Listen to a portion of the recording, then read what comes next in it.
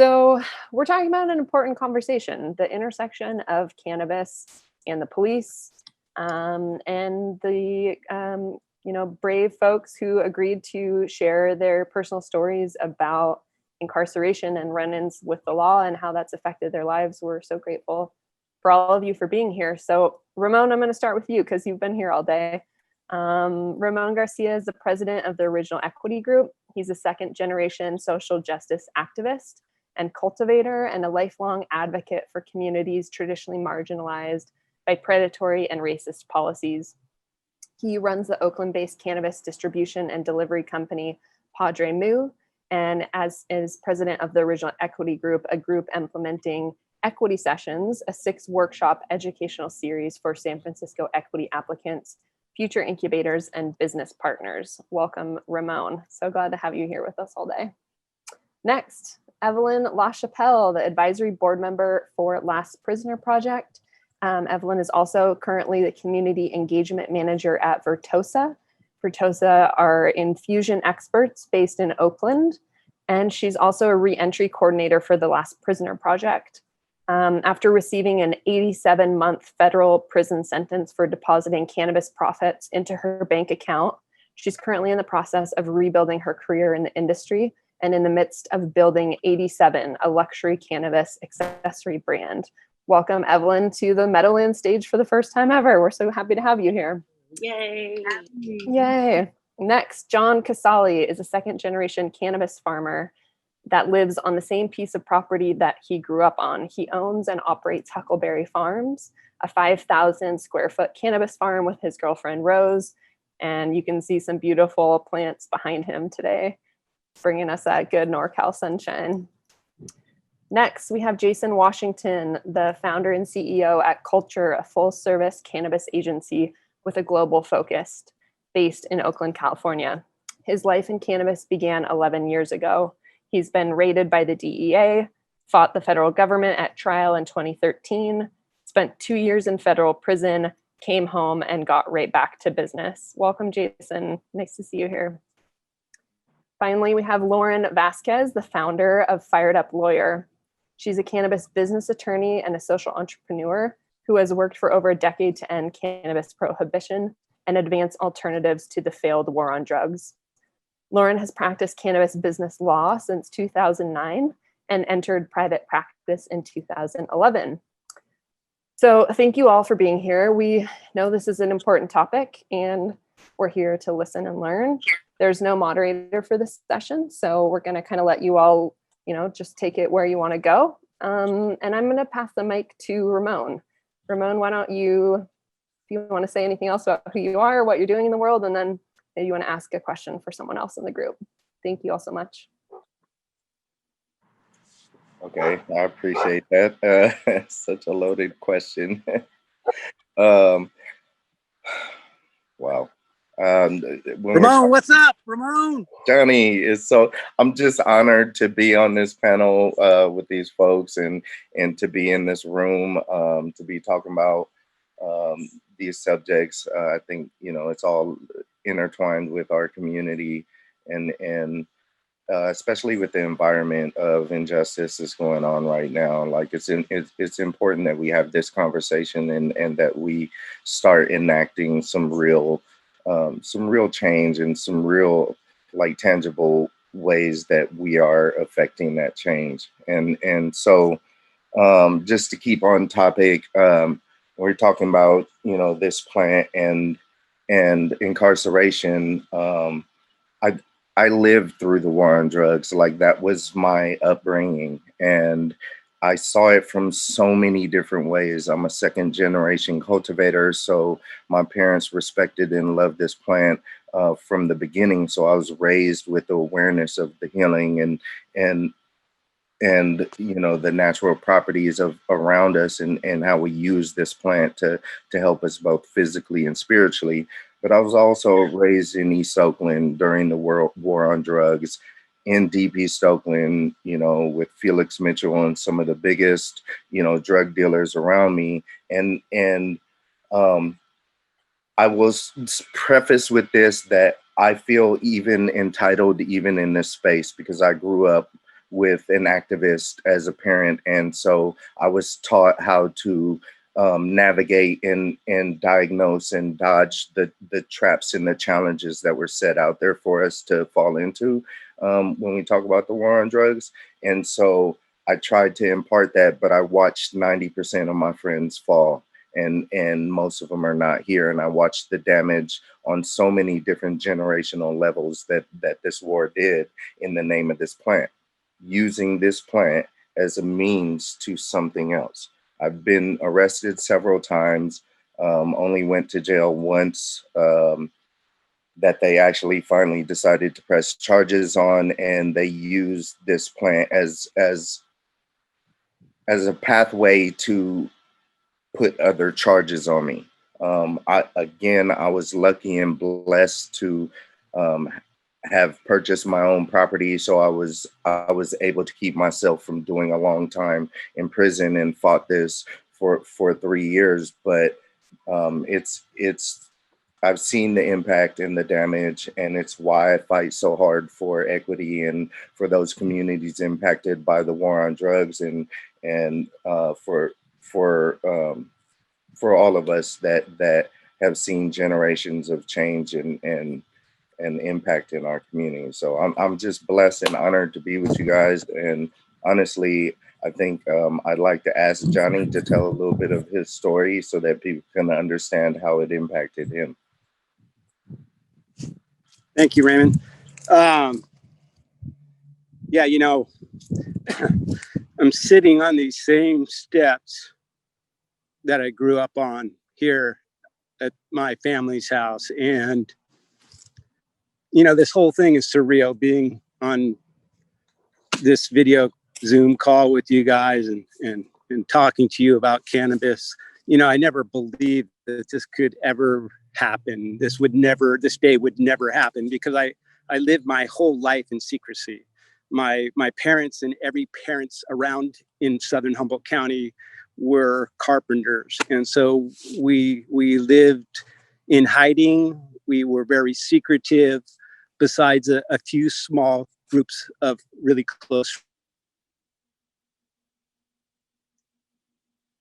growing up as a kid to know what was okay to share and what wasn't okay to share. And, you know, ever since I was 10 years old, I followed my mom around, not just growing cannabis, but growing the vegetable garden, growing fruit trees, and really just fell in love with growing plants of all types. And living in the country, there wasn't one certain thing that you could do to survive or to make a living. So my family and I did like 5 different things. We ran a small nursery. We were commercial salmon fishermen, commercial albacore fishermen.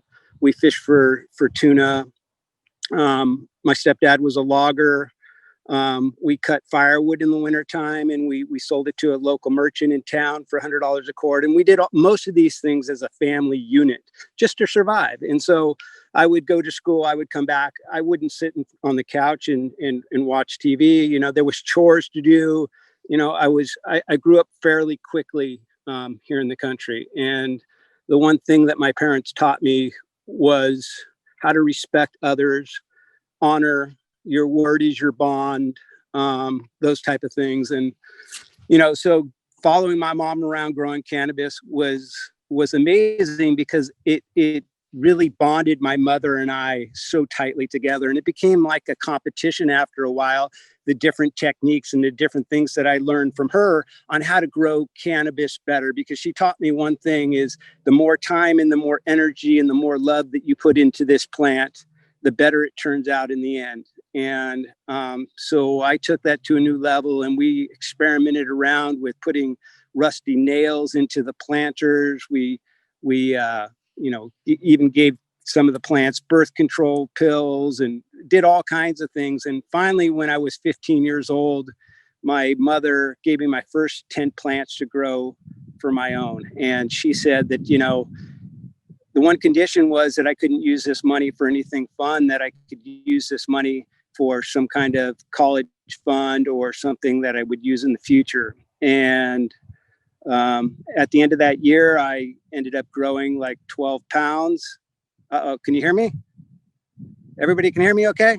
Okay, cool. So at the end of that year, she sold the 12 pounds for me, and I put the first down payment on a piece of property in Southern Humboldt. And from that point forward, I just fell in love with cultivating cannabis. And, you know, enforcement back then wasn't too bad, but it continued to get worse. And I'll shorten the story up a little bit. My parents decided to follow their life passion, and they bought a commercial albacore boat, sailed around the world commercial fishing, and I stayed here back on the farm to cultivate cannabis. And you know, enforcement began to get worse and worse, and they were really trying to stop cannabis growing in Humboldt County. And this is the early 90s. And my parents are gone now. They're living on the boat full time. My best friend and I are growing cannabis, and we're having to change the way we grow. We can no longer grow out in the sun where we can grow a 5 or 10 pound plant. We have to grow underneath the trees, in trees, underground, however we can, not to be seen from aerial surveillance, helicopters and ground forces that are patrolling the area. And I'll make the story a little bit shorter. You know, unfortunately, in 1992, my best friend and I woke up here in my house to 30 federal agents that broke down my door. And we were pretty naive back then. We realized, we always believed that first-time offenders, nonviolent first-time offenders would just get probation. And we never knew there was a difference between state and federal law. And, you know, looking back on that, most of my friends didn't know there was a difference either until the day they busted in my door. And I realized at that point there was a giant difference. And, you know, we were two people that would never hurt anybody. And I had never had a speeding ticket until that day. And at the end of the day, they searched my place and they left me with a little yellow speeding ticket and said that if they wanted to come back and arrest me, they would. And so a year and a half later, they came back with an arrest warrant. And from that day forward, my life was never the same. And for the next 3 years, my best friend and I, we each had one suit, and we had to go to San Francisco Federal Courthouse building. And we walked in there with our bigwig lawyers that thought they knew all about cannabis. And, you know, we insisted that we tell the judge that we were guilty, because I was so convinced that if I could tell or share with the judge who I was as a person, that there was no way I could get sentenced to even go to jail at all. And unfortunately, after 3 years of going to court, over 100 people from Southern Humboldt came down to the courthouse building, and the judge had to stand up in front of us and sentence us according to these mandatory minimums. And our bracket was 10 years to life. And unfortunately, we received 10 years in jail, and I had to do 8 out of the 10 years and then 5 years probation. So this cannabis plan and this journey for me has been 17 years out of my life. And honestly, I don't know if I would really trade it for the world, because I've learned so much, and I've learned so much about people and who they are, and money doesn't make people happy. And the one most important thing that I learned while I was in jail was that how important this community is. And, you know, the whole time I was gone, that community was there for me. And, you know, a year after being in jail, my mother passed away, and, you know, this community was there for me. And when I arrived back from jail after 3,000 days of being gone, which is really easy to forget people at that point, I had 50 people from this community here to help me get my life back in order. And when I say get my life back in order, that's when you're coming home. I was very fortunate to have this place, but I had nothing. I didn't have a fork, a spoon, toothpaste, or toothbrush. So they really got me back on my feet. And so now that I can share my story, which is so hard for people to do because they're so worried about getting in trouble, that even as a legal farm now, I have this platform that I can really share the Southern Humboldt story, the Emerald Triangle story that has been so hard for so many of us. And so the journey's been amazing. I appreciate everything that's that's happened along the way, and I wouldn't trade it for the world. So I'll let somebody else speak right now, but thank you so much. I appreciate this. There's a Does Lauren want to go ahead? Sure. Sorry. And this is also your 4-minute 420 warning. Oh, wow. Good. Okay. Ready. That's good to know. Get ready. Get ready. Okay. Thanks, Johnny. That's really hard to follow up. But I guess that explains to everyone why I do what I do and who I am, because how do you hear a story like that and not choose to dedicate your life to ending this bullshit? Okay. That's where I'm coming from. The harm that I've experienced from the drug war and incarceration, I've experienced it from a lot of different angles, but I don't want to say indirectly, but I myself have never been incarcerated, but I'm the first generation of my family to do so. I have 2 uncles that have been in prison my entire life, and my stepfather who served time in prison. And he was also an IV drug user and contracted HIV and died of AIDS in 1997. And my mom, thankfully, is still alive, but she's been living with HIV for 20 years or so now. So yeah, I think the drug war affected me. Yeah, but fortunately, I came to cannabis as a consumer, just an 18-year-old stoner girl in the suburbs. And why is this stuff illegal?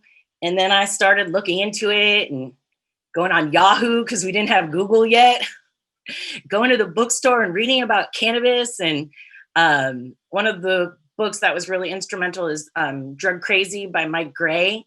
And it just really goes into how the drug war is the new Jim Crow, and the drug war is modern slavery, and the drug war is the fuel of mass incarceration, and the drug war is the greatest injustice affecting everything and every one of us right now.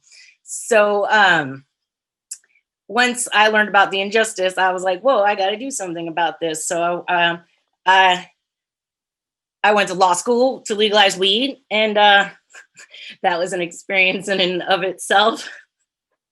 I won't go into that.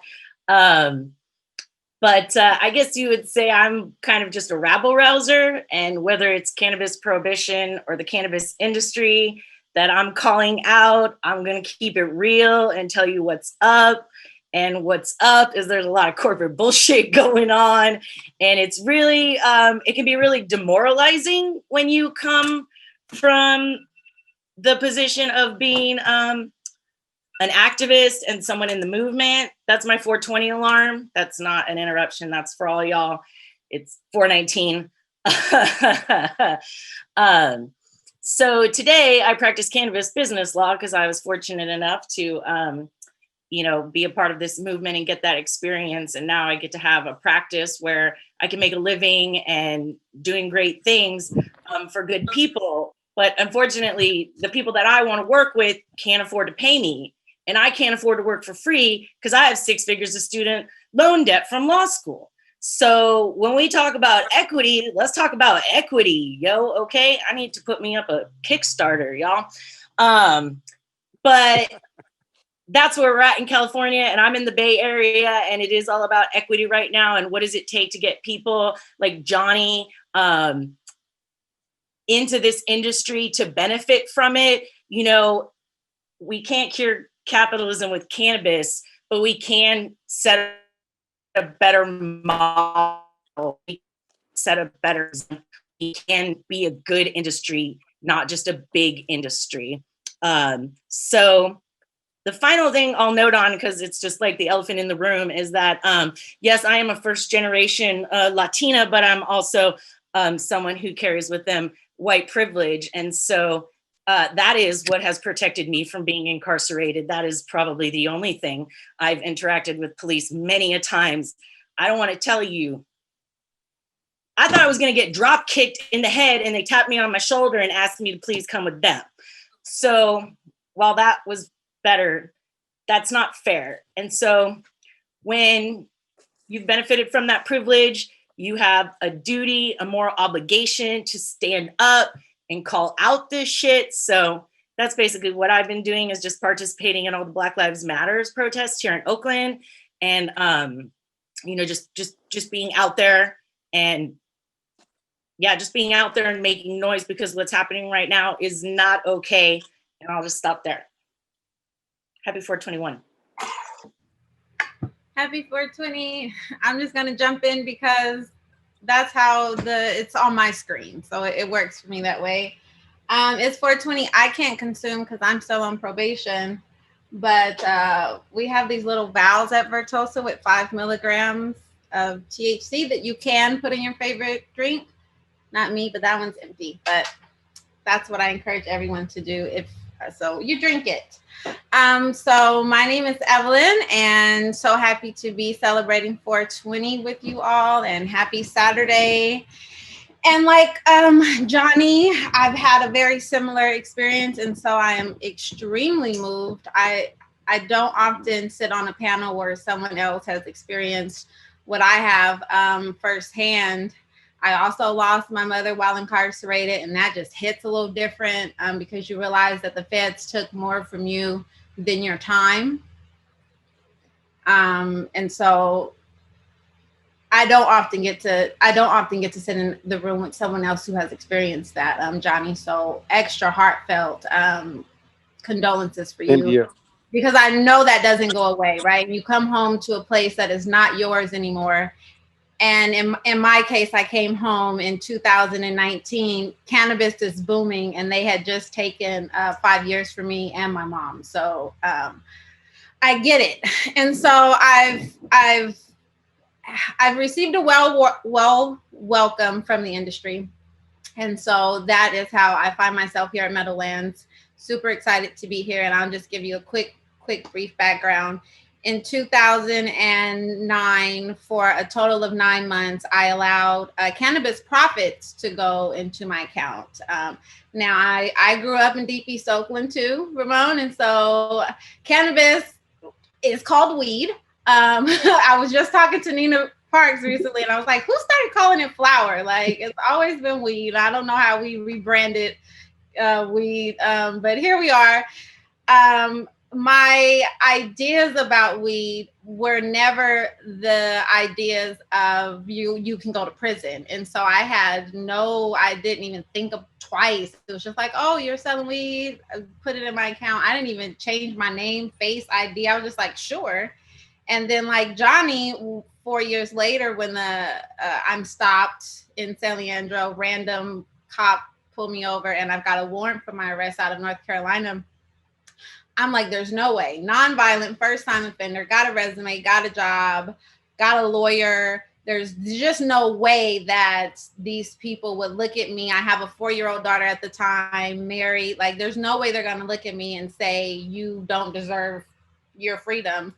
But that's exactly what they did on October the 18th, 2013. And then I sat in the county jail for 2 years, and anybody else in the room knows that you're just eating shit. I think I can cuss. You're eating shit for that the entire time. And then I'm sent to a federal prison camp, and I'm sentenced to 87 months, and I do a total of 5 years, 3 months, and now I'm sitting on my 4 years of probation, which unfortunately prohibits me from really getting involved with the plant, right? From being in the room with the plant. I am still extremely nervous when the police get behind me. I drive like a dope boy car in Oakland. And so I'm just, the ramifications of the war on drugs on my life have not ended with my release. The nerves that come with it. I got hired at the Omni as soon as I came home, and then a coworker Googled my name, and then I got fired. They was like, go pack up your stuff, same day, and terminated me because of my conviction. And so it was after that I've started to immerse myself in this community, in the legal industry, trying to build my own platform and my own brand, because there is really not a place for us outside of it, right? I had every intention of never touching the plant. The feds have scared the crap out of me. Not saying that I won't consume it. again later in life because I love the plant. But they had scared the mess out of me. And so I had no intention of getting into the legal industry. And they've left me with really no choice, right? This is unless I want to be a waitress for the rest of my life, here I am. And so I'm building a place. I'm launching an accessory line, and just super grateful that the community has embraced me. Like Johnny said, because that's really what I've come home to. I got linked up with last person of Projec and Steve D'Angelo, and it's just been a roller coaster ever since, that I don't ever intend leaving this industry. And so super excited to be here. Thank you. I think we got one more person on the panel. Kulture. Go, J-Dub. Sorry, guys. I was trying to figure out the unmute. I'm not a big fan of the Zoom situations, although I know this is the new normal. First, I just wanted to kind of run through. Ramon and I have known each other for a while and worked together very closely. And he knows my admiration and how I feel about him. Johnny, this is my first introduction to you. And I just wanted to, take my hat off to you and give praise and show a lot of respect for what you went through at a time. I went through the same experience, but several years later. So my sentence wasn't as severe as your 10. And Evelyn, for, what you went through sitting in a county jail. I sat in 9 county jails on the way to my federal facility over a 3-month period, and sitting there for 2 years, baby girl, I just want to say, I can't say anything, but I just wanted to let you know my hat is off. I know how challenging it is to sit in those county jails with all the gladiators, and it's definitely a different experience. So, mad respect to you, and also know the challenge of being away from a young child. As you said, your daughter was 4 at that time, so I can definitely relate. I'm originally from Oakland, grew up in Oakland. Went to high school in Berkeley. My journey through athletics took me up to the state of Montana. In 2008, medical cannabis came around legal on the ballot. So one of my roommates and myself decided to get in. We grew that business to 5 dispensaries and 2 large cultivation facilities. I was the largest. They have a caregiver model. So I ended up being the largest caregiver in the state of Montana from 2008, the end of 2008, up to November 16th of 2011, when the DEA came in and raided us. They indicted me and 7 others, co-defendants, my attorney, my accountant, head cultivators, the whole upper echelon of the organization. And, look, we were city licensed, state licensed, and I didn't feel that I was doing nothing wrong. I was following state law to the T. So I elected to fight them as long as I could before, as all of you know, they don't run out of time or money. And in my situation, I ran out of money and could not continue to go at the federal government, although we were able to fight it for 23 months in hopes that, Obama at that time had released, Obama and Eric Holder had came out with the memo. I forget which one it was, but we tried to string it out as long as we could in hopes that there would have been some other federal intervention, which never happened. So I went through trial. They added on additional charges with the gun counts and the money counts. I was able to beat one of those at trial, so I ended up getting sentenced on 2 out of the 3 counts that I was indicted on. The judge that sat on my case was my only saving grace. By right and definition of federal law, I should have too went to prison for 10 years. The district judge, his comment that I'll never forget is, I sat on this case for 2 years of my life, and if I could send you home today, I would, but I have to give you some sort of jail time. So he gave me a year on each count. That sentence was then appealed to the 9th Circuit here in San Francisco by the prosecution. The prosecution, by right and by definition, was correct that I should have received 10 years. So they agreed with the prosecution. They sent that back to the district judge. At this time, I had already went through my prison sentence. I was in the halfway house. I was back home. I was working, and the marshals came and picked me up again and held me again in the county jail for 3 more months. And I went back to resentencing, fully ready to go, back through the whole process and be down for 8 more years. And the district judge said he was so upset that they appealed the sentence because the case was bullshit, and that he reduced my sentence from 24 to 21 months. And what that effectively did was kick me right out of the halfway house and send me straight on probation. At that time, the athletic department at the University of Montana reached out. All this stuff was in the newspaper and whatnot, and they offered me a chance to go back to school and finish my degree with an athletic scholarship, in which I did. And after I completed my second degree there, I went back in front of the judge and told him, look, I'm trying to move home to California, and I would rather not have to go home on probation. It's very difficult to secure, as Evelyn knows, to secure employment. And so I had a 48-month sentence, but he cut me loose after 16 months on probation. So, in my particular case, as much as it sucked, the district judge up there really, was the fair voice, I guess, in an unfair system. I was the only Black provider in the entire state. Granted, we were big, but there was just a lot of clear reasons as to why this U.S. attorney and the DEA agents kind of really came after us after my affiliation to my brothers and my family here in Oakland, and all of the allegations I'm sure you guys can imagine about the drug trafficking and the involvement and all these sorts of crimes. So that's my story. Now we're back. I've been back in cannabis since I left Montana. And this plant is provided for myself, my family.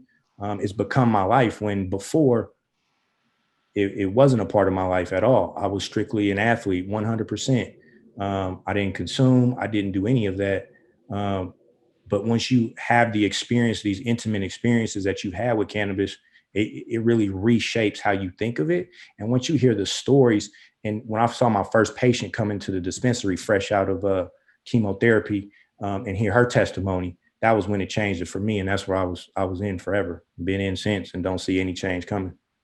And so that brings me to this, and it's a good little pivot point. The reason why I really ask for folks to share their stories is because, like, we have to create this space where we're comfortable to be able to share this and heal from this.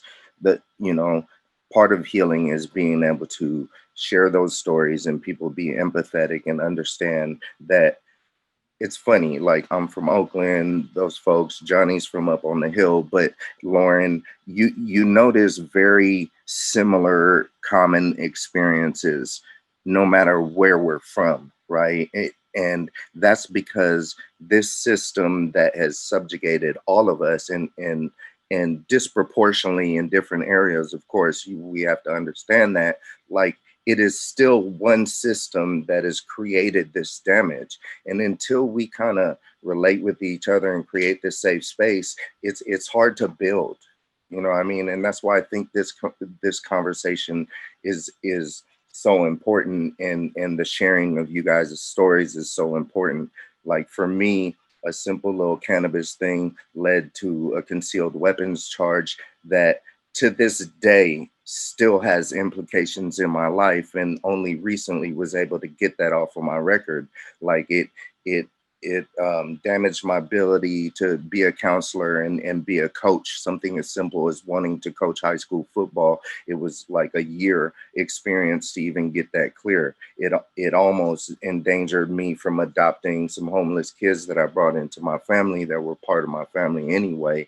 And so my point in saying this is that this has so many levels of deeper implications in our community, and, like, having people be aware of that is part of that first step of healing. And then, like, where do we go from here? How do we build that community and use this experience to galvanize like-minded businesses, like-minded individuals, and not fall, build that community?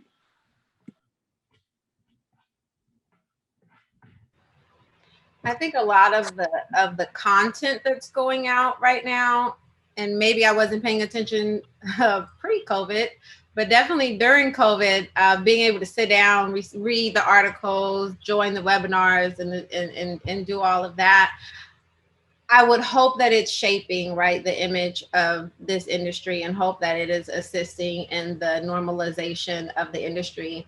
But for me personally, I look forward to the moment where whoever Googled my name as the Omni Googles it now and sees that there's been a shift in the narrative. And so prior to it, it was one article written by ICE that exaggerated my involvement in the case. And it's like, they had me the driver of a 18-wheeler with tons of weed I never even seen, but that's the article that was there when HR calls me into her office, and my name is Evelyn LaChapelle. So I'm like, that's absolutely me. But I say all that to say that I think that the industry is doing a good job with getting the stories, with sharing, with new content, so that I know that now when my name is Googled, it's not the 10 tons of weed,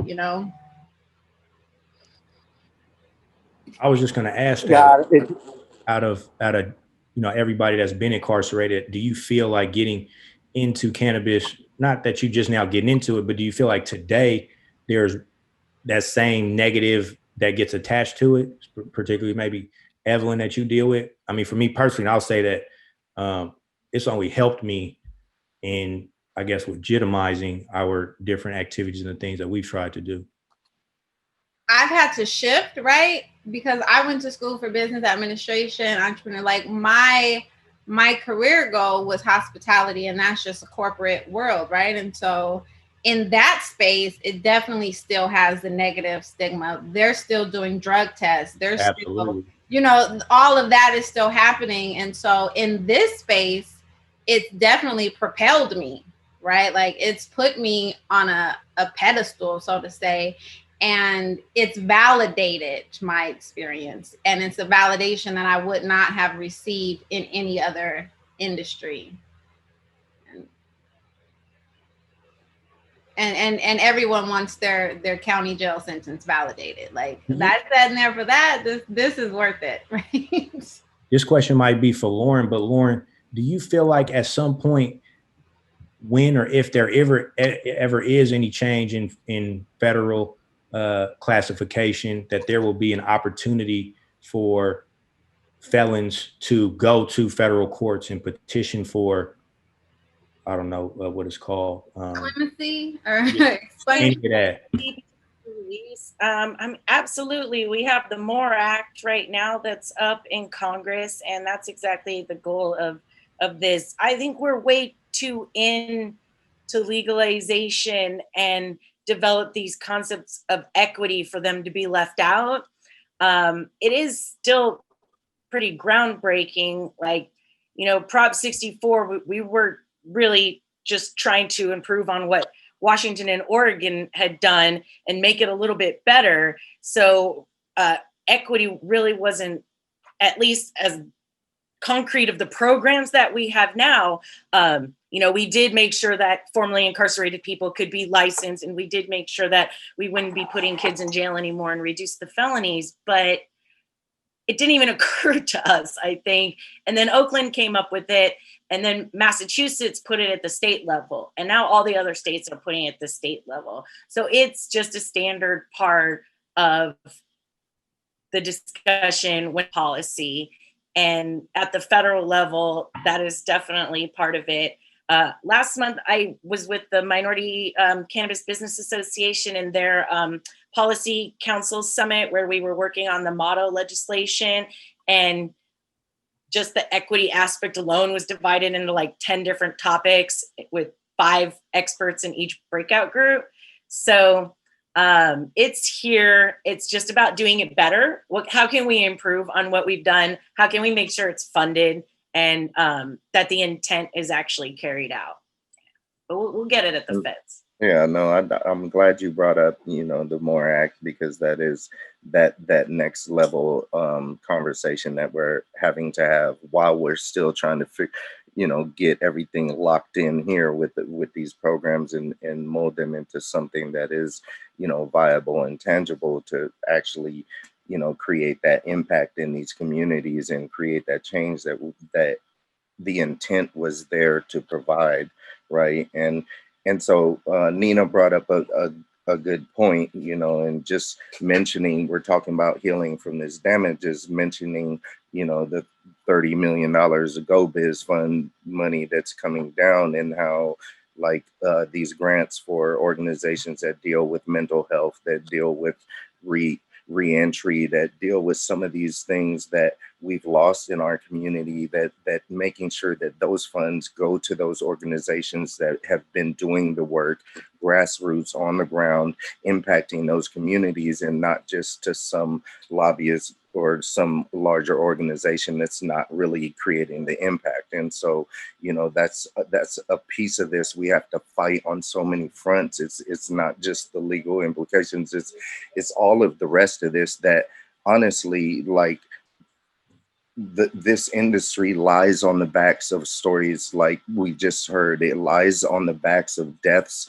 in our communities. It lies on the backs of loss of generational wealth and education and opportunity. And so, like, we have to continue to raise the voices of those who are impacted so people can understand how these policies really impact us on the ground level. And so my piece on it. Yeah, I just want to share. I was on a Zoom before this because we all do 3 Zooms a day now. And it was super cool. It was a reunion for ARROW, which is the Association of Reform Organizations, which started as a listserv, an online listserv in the 90s of all the current active leaders of drug policy reform groups, which there really weren't that many. And, we're talking about people like Ethan Nadelman and like pioneers of drug policy reform. And it was really awesome. They're all around the world and everybody is still doing great things. But 15 years ago, we didn't have all of you. We didn't have these kinds of conversations. This is not what was happening. And we've just built such a movement that, we're unstoppable. It really is just about holding ourselves accountable and doing it right. But we're never going back. We are never going back to prohibition. We are never going to allow us to go back to that. And all this other nonsense that's happening, we're warriors. We've been trained. We're drug warriors. We can fight the revolution. We're ready to go. And you spoke to something important, like you didn't have those voices, and part of that is the PTSD of the war, the impacts of the war on drugs. Like, for me, being a long time in this industry, it was probably the most unnatural, like unnerving experience to go testify on state levels or go into these organizations and lobby for equity and speak up and be a voice for that. And for a lot of the small farmers and everything, that experience was the same. And for the patients that were getting this, compassion, that their voices weren't being heard. And so people like myself and Nina Parks and Amber Center and others were Andrea Unsworth and Sunshine Lencho were fighting and making sure that voice was being heard, and that somebody was saying something, and this was being included in the conversation. And so, like, just it I think on some level, the powers that be understand that, and they know that we're going to be slower to the table. And so they can say, hey, look, we gave you an opportunity, when really we're so late to the table that there is no real opportunity, and corporate has taken over that. And so that's why it's so urgent and so powerful that we unify this and we bring together our allies and we fight for this community of like-minded businesses and create our ecosystem now of all resources, inside and outside of this space.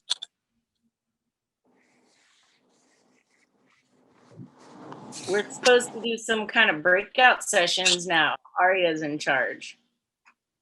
Actually, you guys have another 15 minutes if you want to okay. keep chatting. Hey, I'll tell a story. Please, I'll tell yeah, some kind of change keep its telling direction a stories. little bit. Okay, well, I don't know if it's been all your experience while you were away, but that is the most corrupt place I think I've ever been. Jail is like brutally corrupt. And I mean, I usually don't say this kind of stuff because I don't really feel comfortable poking the tiger still, because I don't really feel secure with even being home still. I mean, here in Southern Humboldt, when the sound of a helicopter, the whole community is looking, and that's how you know when somebody's been here for a long time. But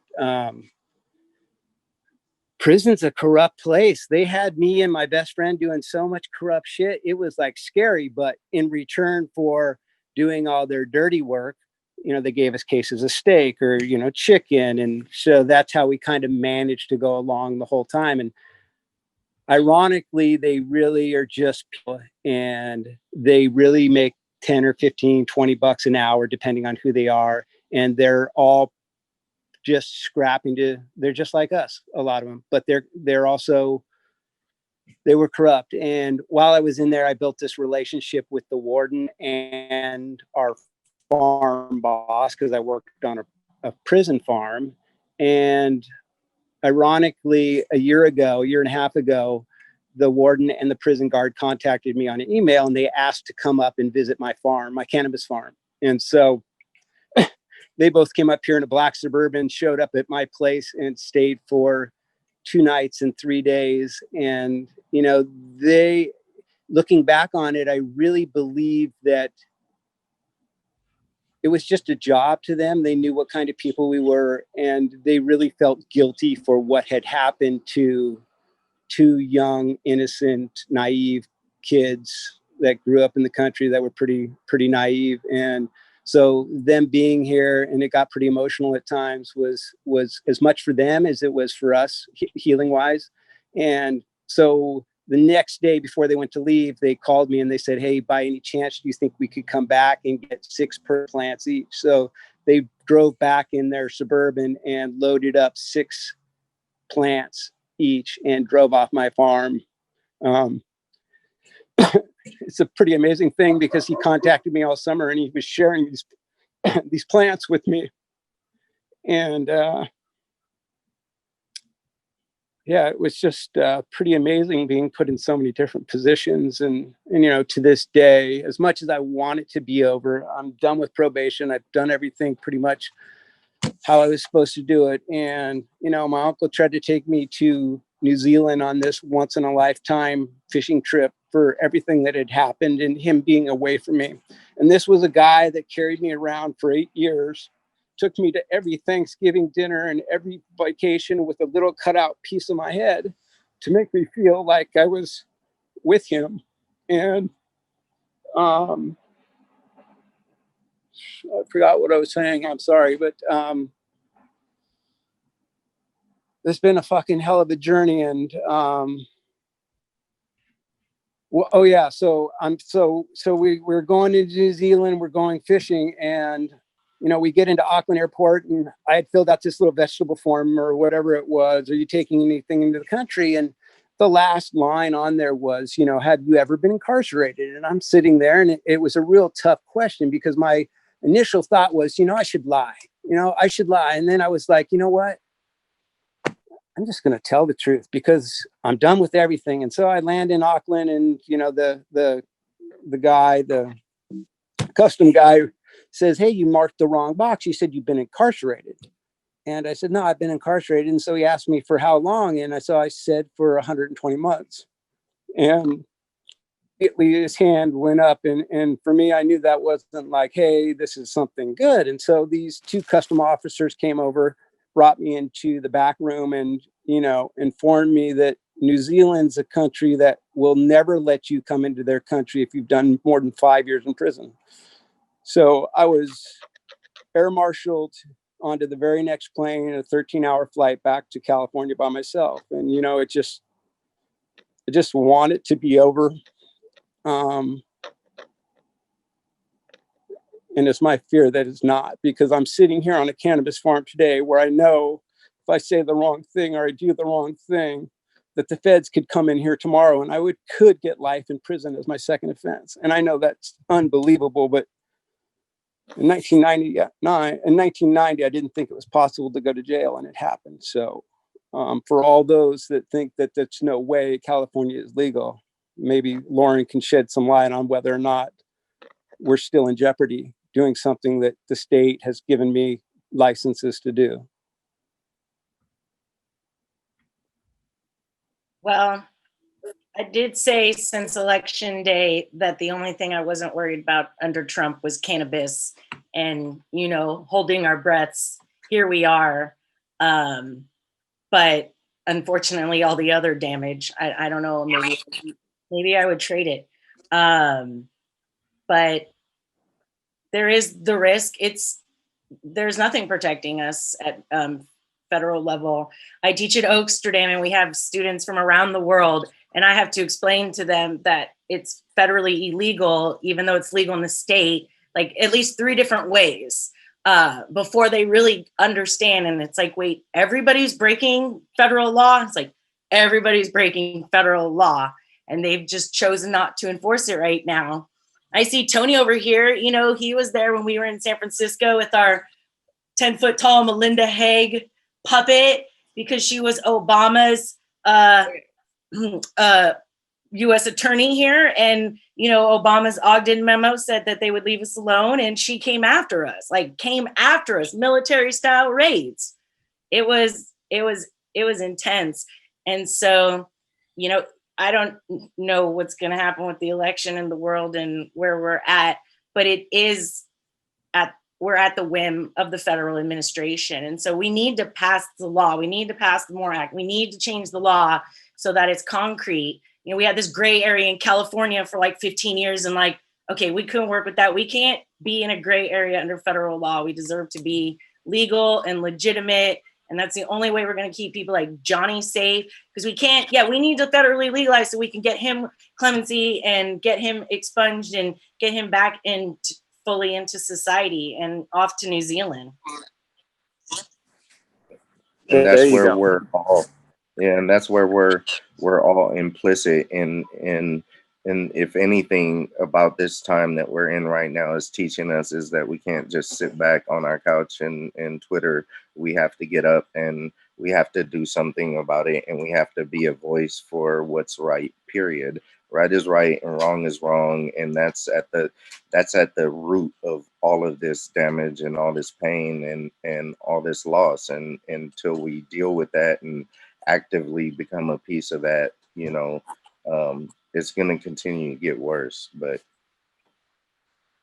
I don't really know what to do about all of this. Even as a lawyer, I feel like all the legitimate remedies have been sought, and that is why I go to the streets. And we've done so much with the defunding of the police effort, and that is hand in hand with prohibition.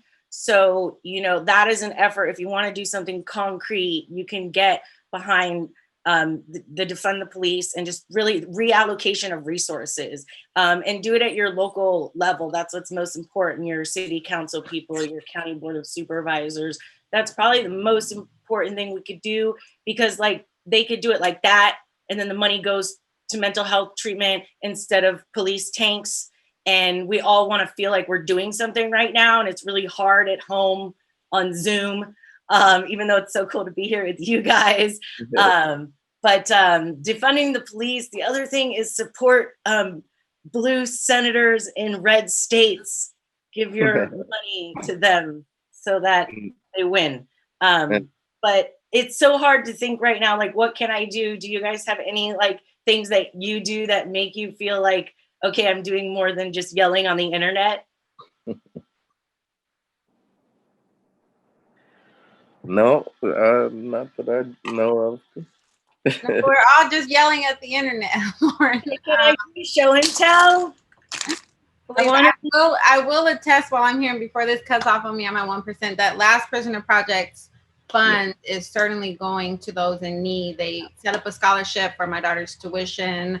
They've onboarded me, you know, as a reentry, and there's a lot of equity programs, but for those of us who can't have ownership right now, reentry is a big, huge piece of the puzzle, and their efforts and funds, I can attest to it, really, really has been a help for me and my co-defendants and other constituents. So I will add that. That is a way to help.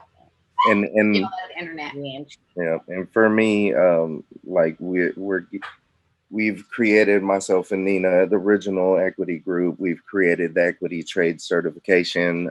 We had, you know, which is building an identifier for equity products throughout the state, but also being able to highlight the supply chain and really create a value for that community that we're trying to build. So that identifier will be able to, you know, show the whole supply chain. It'll show the farm that created the flower, the manufacturer, distributor, and retail locations.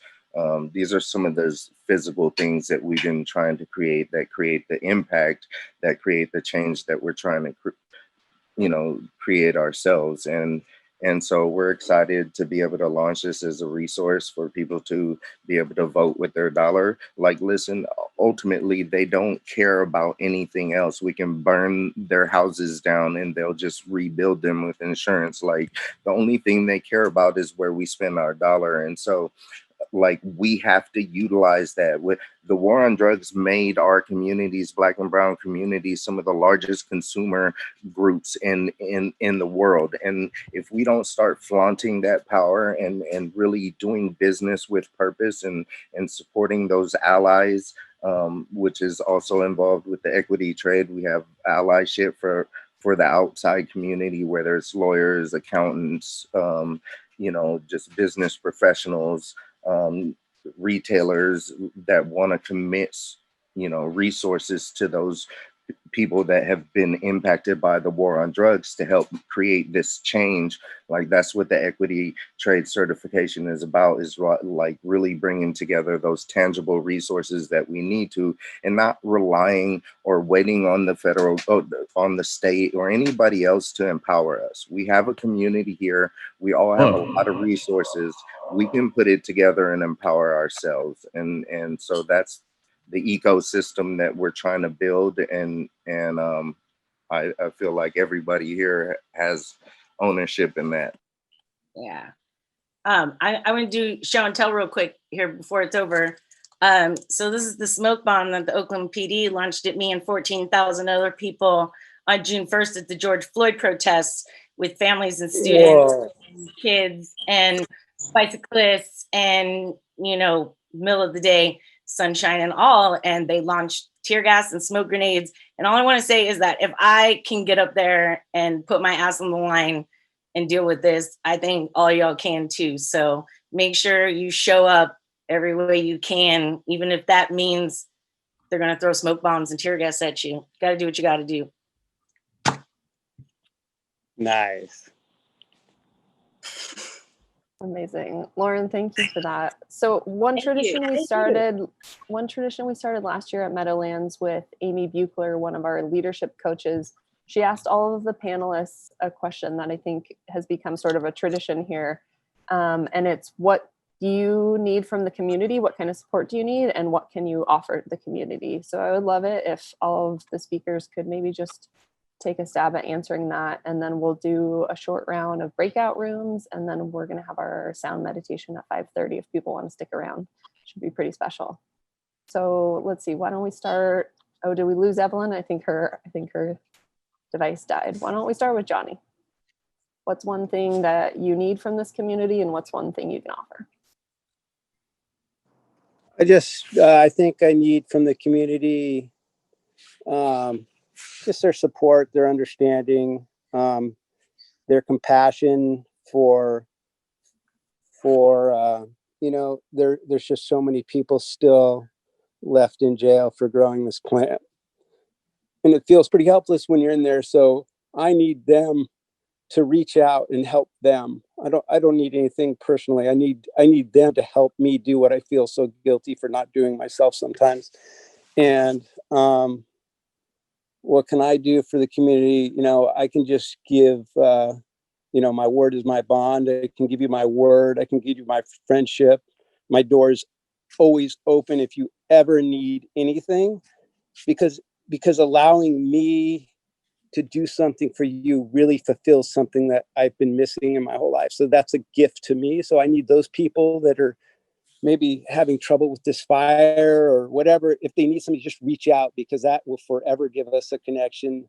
So that's what I need from the community. Was that okay? That was beautiful. Thank you so much for sharing. Okay. Jason, you want to field that one next? Yeah, definitely. I'd like to echo Johnny's sentiment in that, look, I don't need much. I've been blessed since coming home, but we can't forget our brothers in arms who are still down for this. They shouldn't be down for this. Every last one of them should be home right now. And the community has taken care of me, has supported me very much. So again, I just want to second Johnny's sentiment in that, let's not forget those. Let's not forget those who are still, behind bars, who are still being punished for something that we get to enjoy every day and be around the plant every day. While there are people who are still, locked up in bondage for this. And as far as what I can provide to the community, continuing through culture, to help and support grow equity brands. We focus on the equity side of things and getting money into their pockets and selling their products is something that we've sought out to do since January. And Ramon has, been an integral part of that for helping that success. And so we've been working together on those things. And that's the best where I think we can do, because as long as we make sure that everybody has space on these shelves from the equity standpoint, our experience and our blood is not wasted through our experiences, fighting the government, fighting through this war on drugs. So we will continue to do that. And if anybody ever needs anything, please reach out. We're more than happy to, expand that as well. Awesome. Thanks for that. All right. Can I just say one little quick thing is that, the true crime wasn't against me or those that are there. It's the crime is against their families, about the mothers and dads and wives and kids that are out in the real world. Once you're in jail for a while, you get into a routine. It's just like blah. It's like nothing. The true crime is them worrying about you, and so that's where we should be focused on supporting them also. Thank you. Definitely. Ramon, how about you? For a second. What are my needs? Honestly, my needs are basically to that people feel empowered to go out in their community and build community. People reach out and really embrace their power, like embrace building community and building this into what can be, a movement and could actually be history and world changing. Like the act of changing the way our society works, where it's inclusive for everybody, is something. It's a great challenge, and it's been something that's been my challenge beyond just cannabis. Like, it's just making sure that right is right and wrong is wrong in the world, and that we approach it that way. And so I hope that people are taking this experience and this time to really see what's really vital and essential in their lives, and that they take ownership in that, and that everybody grows that. They empower themselves to be leaders in their own communities. And that's how it starts, with one person at a time. And what I have to offer, everything that I've done in my life, I have offered freely and openly. I kind of say my experiences, my knowledge, my resources, my connections, my relationships that I've built. I feel like by us working together, it grows better. And so I've always felt like that old school phone operator, where like I'm taking this person and connecting them to that person. And so I offer that in this space, and anything, the wealth of my short time on this planet, I offer to the benefit of the community and our communities. And so that's my place. Beautiful. Thanks for sharing, Lauren. Okay, what do I need? I have student loans to pay, so I need clients. I am a lawyer. I do cannabis business licensing at the state and local level. My website has now been posted. It is fireduplawyer.com. If you know people, or perhaps you need an awesome lawyer, please reach out to me. If you or someone you know needs someone to come speak at their event, and maybe they like someone like me who keeps it real, reach out to me. If you have general questions or just want to say what's up, feel free to reach out to me. What can I do for the community? I'll just keep talking the talk and walking the walk and fighting for equity and ending the drug war for y'all. Thank you.